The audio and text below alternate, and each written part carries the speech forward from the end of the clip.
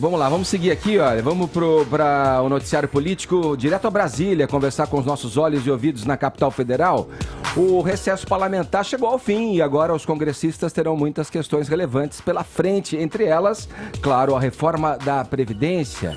Zé Maria Trindade, como é que fica aí a relação entre o Executivo e o Legislativo após essa série de declarações e atos polêmicos, para dizer o mínimo aí, né? Polêmicos para dizer o mínimo, Trindade, do presidente Jair Bolsonaro. Para ficar só em 2 exemplos, cito aqui a expressão governadores de Paraíba e a frase dele sobre a morte do pai do presidente da OAB. Bom dia, Trindade. Pois é, o segundo semestre finalmente vai começar no Congresso, né? E amanhã, né? Hoje não. Olha, Edgar, a história é a seguinte, a articulação política do presidente Jair Bolsonaro no Congresso nunca foi boa porque o presidente não quer. Alguns líderes até tentam aproximação com o governo, naquela aproximação antiga, né? De eu te apoio, mas quero participar do governo, e há uma recusa formal do presidente Jair Bolsonaro, através dos seus interlocutores, desse tipo de relação com o Congresso Nacional. A ideia agora é votar a reforma da Previdência ainda nesta semana. Amanhã o presidente da Câmara reúne os líderes, vai tentar ali o chamado acordo de procedimentos para votar a reforma da Previdência, mas hoje o ministro Paulo Guedes vai almoçar com os presidentes da Câmara e do Senado e é esta a articulação do governo no Congresso Nacional. É racional, viu? Discutir conteúdo de projetos e nunca mais aquela história de troca-troca ou definição de divisão do por votação no Congresso Nacional. É uma novidade essa relação, mas a indicação clara aí é de que vai prosseguir. Tá certo, Trindade. Olha, uma outra história, quero que você siga com a gente aqui, Trindade, envolvendo o presidente, tem a ver com a contratação de familiares. Né? Vamos ver, tem uma sonora aqui no Morning Show pra gente... Antes... Você quer... Vini, perdão. Vamos lá. Isso.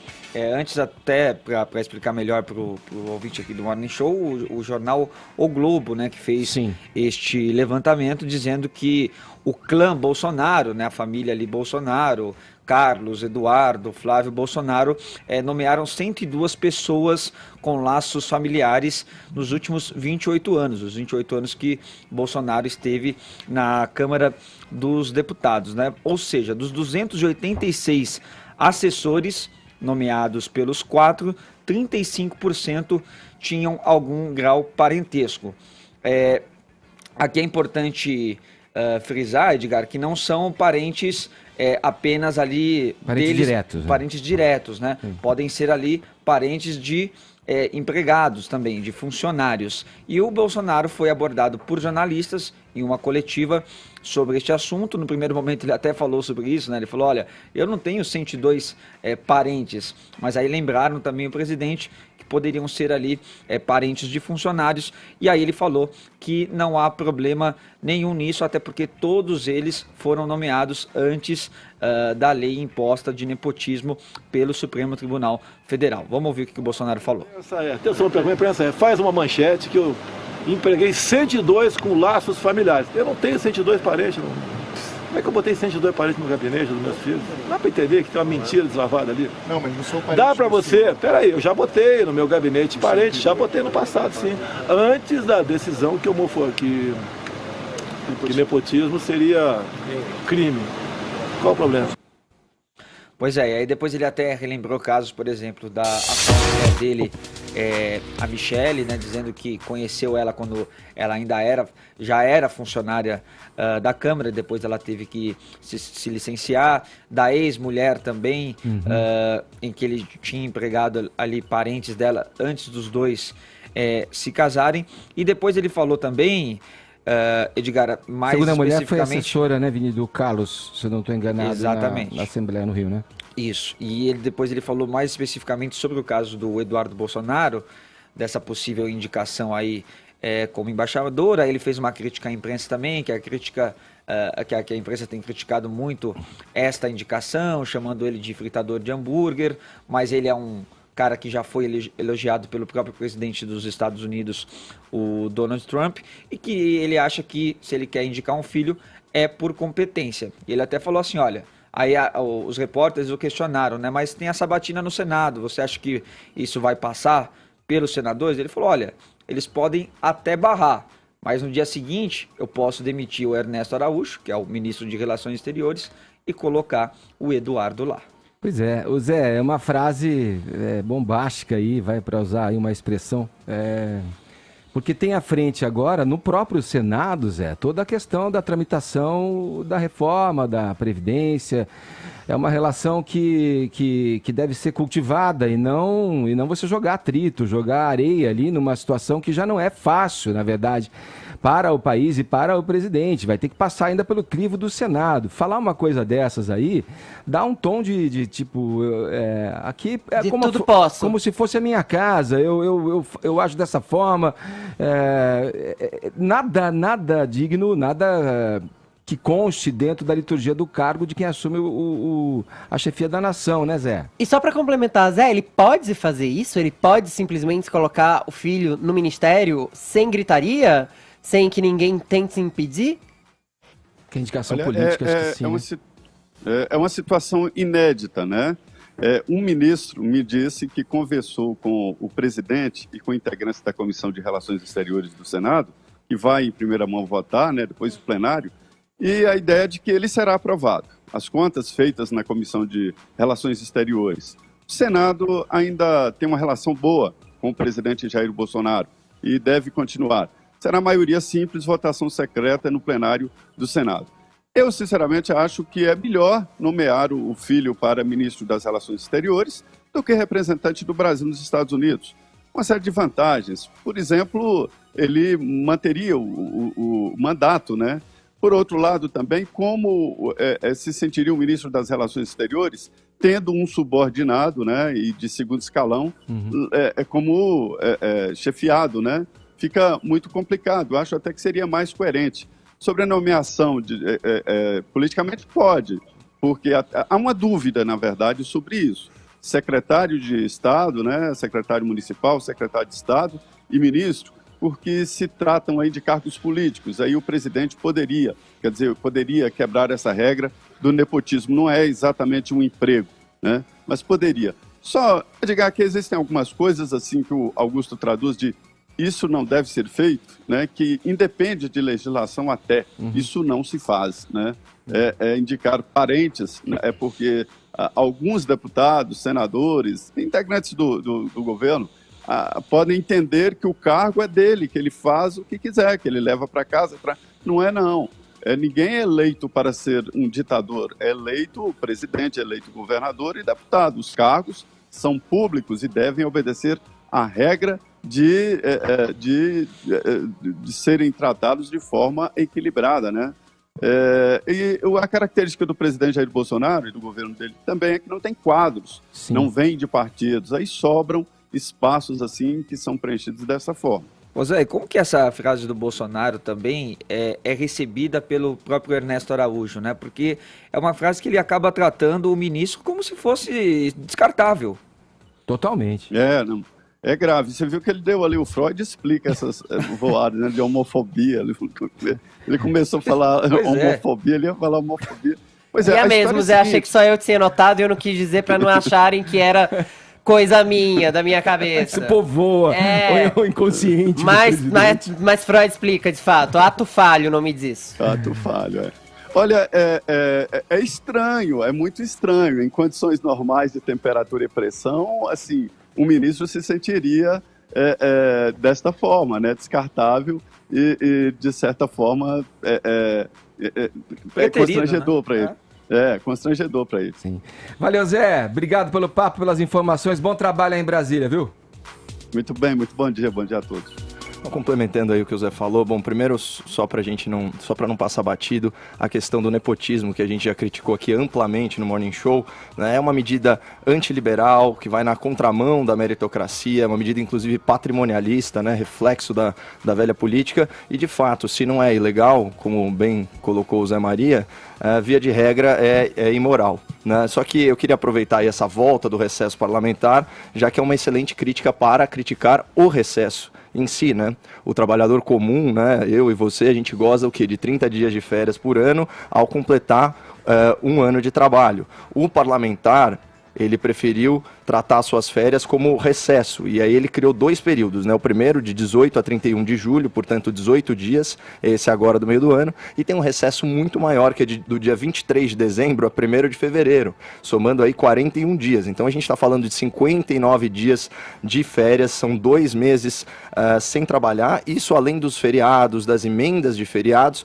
e daquele expediente peculiar deles, né? Que costuma concentrar todas as atividades legislativas de terça a quinta-feira. Então, nesse sentido, eu acho que vai ser ridículo assistir os parlamentares na tribuna repercutindo aí uma certa indignação tardia, porque todas essas polêmicas do governo Bolsonaro se deram no período de férias deles. Nós estávamos aqui criticando, eles estavam gozando aí de descanso, né? Isso que eu queria fazer só um balanço das atividades do Congresso no primeiro semestre, especialmente quando ele atua em oposição ao governo. Eu separei 5 medidas aqui. A primeira, o Congresso ele derrubou o decreto que alterava as regras de sigilo de documentação. Nesse caso, nós apoiamos a atitude do Congresso. Depois, colocou o pacote anticrime na geladeira, certo? E fatiou o projeto, especialmente excluindo a tipificação do Caixa 2 como crime comum. Isso foi um verdadeiro absurdo. Na sequência, ele criou um decreto legislativo que anulou os decretos presidenciais sobre flexibilização do porte de armas.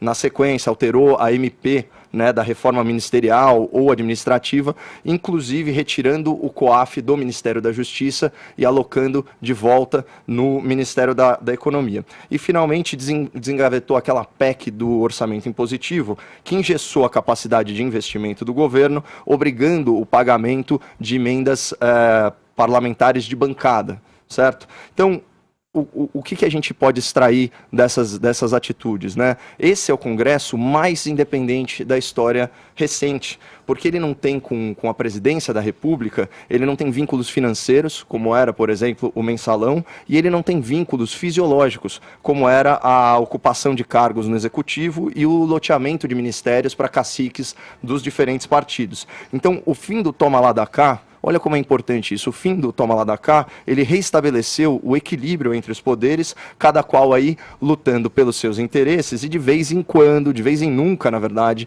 eles se alinham com o interesse público, o interesse do povo brasileiro. Mas aqui o ponto principal é: esse Congresso, ele esperneia, ele reclama e faz barulho porque finalmente ele tem a liberdade para fazer isso. Então, assim, em bom português, esse Congresso não está comprado pela presidência da República.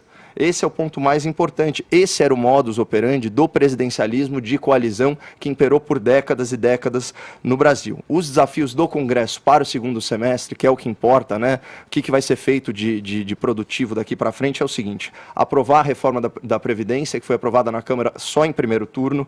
Depois, aprovar uma PEC paralela da reforma da Previdência por iniciativa do Senado, incluindo estados e municípios na reforma. Foi um absurdo tirarem isso do primeiro texto. Finalmente, aprovar a MP da Liberdade. Recomendo ao ouvinte que prestem atenção ao relatório, ao trabalho excelente do deputado Jerônimo Gorgen. Isso vai desburocratizar, vai melhorar muito o ambiente de negócios no Brasil. Depois, consolidar os diferentes projetos e aprovar uma reforma tributária. Isso daí é fundamental. Aprovar o pacote anticrime, claro, e legislações na reforma penal. E aqui fica um desafio, né, especialmente para o presidente do Senado, o senhor Davi Alcolumbre, que é o seguinte: paute o processo de impeachment dos ministros do STF, especialmente do presidente do tribunal, o senhor Dias Toffoli, pela ilegalidade flagrante no inquérito sobre as fake news, aquele inquérito em que o mesmo STF, ele investiga, ele acusa e ele julga, um inquérito sigiloso, um inquérito sem objeto definido e que simplesmente promove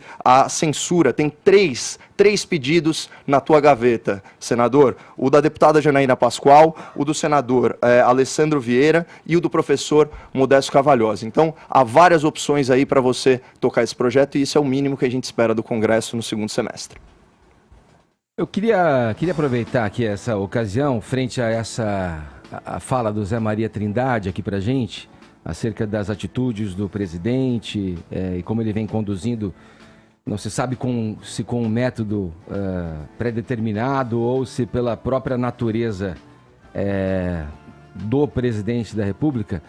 Mas como não é sempre que a gente se transforma aqui em objeto de notícia, cabe aqui da minha parte um esclarecimento acerca daquela infeliz edição da última segunda-feira do Morning Show. É esse programa que eu apresento há 7 anos aqui na Jovem Pan, com muito prazer, aliás, e alegria. Gosto muito do que eu faço aqui. Na ocasião, fora do contexto do assunto em pauta do programa, eu fui acusado de propagar fake news, enquanto, na verdade, era atacado por uma notícia falsa, uma tentativa de imprimir em mim, a minha pessoa, a afirmação de algo que eu não havia dito. Sobre, inclusive, a utilização de leis de fomento à cultura. E, em tempo, eu aproveito para reiterar que eu considero de extrema importância tais leis, que elas existam, sou favorável que elas existam, e que sejam pautadas a partir de análise técnica e sem o viés ideológico. Mas voltando ao ponto aqui, a notícia em pauta, que recebia o meu veemente repúdio, tratava do comportamento perverso do presidente da República sobre a morte de Fernando Santa Cruz, desaparecido e morto durante a ditadura militar, e pai do atual presidente e adversário político de Jair Bolsonaro, presidente da Ordem dos Advogados do Brasil, o Felipe Santa Cruz. Qualquer ser humano dotado aí de algum sentimento de humanidade teria reação similar à minha. Pois bem, dito isso, logo após essa minha crítica contundente à postura, fora de qualquer relativização, não só por estar fora, né, do que é considerado humano e muito, mas muito longe de ritos e liturgias do cargo de quem ocupa a chefia da nação, eu passei a ser alvo de ataques coordenados de perfis e sites que propagam exatamente isso, fake news, uma prática adotada de tempos recentes na política brasileira para assassinar reputações, fazer linchamentos digitais. E é uma forma recorrente esses perfis e esses sites se dirigirem favoravelmente ao presidente e contrários a quem emite uma opinião contrária ao seu governo, desfavorável ao seu governo. Um desses perfis, um desses sites, publicou de maneira editada uma planilha de custos e gastos do Ministério da Saúde, com o intuito de levar os seus seguidores a entenderem que minha empresa havia se locupletado de recursos públicos milionários, ligando meu nome e o nome de minha esposa à quantia, pasmem, de R$1.758.319,52. Vamos lá, a verdade então.